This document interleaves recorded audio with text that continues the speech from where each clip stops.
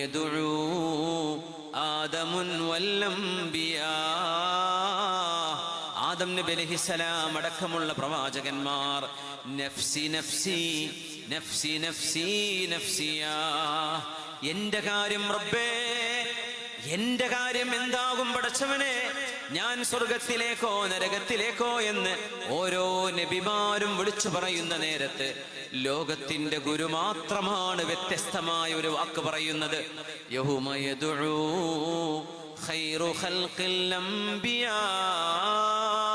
അംബിയാക്കളുടെ നേതാവായ അഷ്റഫുൽ ഖൽഖ് തങ്ങൾ പറയുന്ന വാക്ക് ഉമ്മത്തി യാ ഉമ്മത്തി യാ ഖൗമി യാ.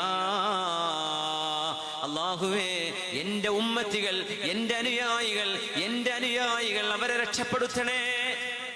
ഹബീബിന്റെ മക്കളെ കുറിച്ചല്ല പറയുന്നത്, ഹസൻ ഹുസൈൻ എന്ന 2 പേരമക്കൾ